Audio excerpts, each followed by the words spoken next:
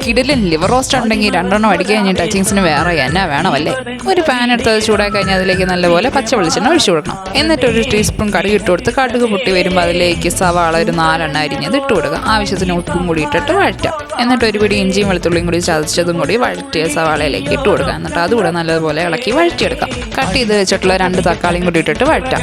നമ്മുടെ എരിവിന് ആവശ്യമുള്ള മുളക് പൊടിയും ചേർക്കാം, മഞ്ഞൾപ്പൊടിയും ചേർക്കാം. 1 ടീസ്പൂൺ മല്ലിപ്പൊടി, 2 teaspoon meet masala, 1 teaspoon garam മസാലയും കൂടി ചേർത്ത് നല്ലതുപോലെ വഴറ്റിയെടുക്കാം. അത് വഴണ്ട ശേഷം കഴുകി വെച്ചിട്ടുള്ള ചിക്കൻ ലിവർ ഇട്ട് കൊടുക്കാം. അത് എന്നിട്ട് അടച്ച് വെച്ച് ഒരു 10-20 മിനിറ്റ് വേവിച്ച് കഴിയുമ്പോൾ അതിൽ നിന്നുള്ള വെള്ളമെല്ലാം ഇറങ്ങി നല്ല പരുവത്തി വെന്ത് കിട്ടും. എന്നിട്ട് ഇതിങ്ങനെ ഇളക്കി ഇളക്കി ഇളക്കി വെള്ളം വറ്റിച്ചെടുക്കണം. നമ്മൾ വെള്ളം വറ്റി വരുമ്പോൾ നമ്മൾ 2 ടീസ്പൂണോളം കുരുമുളക് പൊടിയും കൂടി ചേർത്ത് കൊടുക്കണം. അതെല്ലാം കൂടി നല്ലതുപോലെ ഇളക്കി വരണ്ട് വന്നു കഴിഞ്ഞാൽ നമ്മുടെ കിടിലൻ ലിവർ റോസ്റ്റ് ഇവിടെ റെഡിയാവും. 2 അടിക്കാനേ ഇത് മാത്രം മതി. പിന്നെ എന്നാ ടേസ്റ്റാണെന്നറിയോ? ഒന്ന് ട്രൈ ചെയ്യണേ.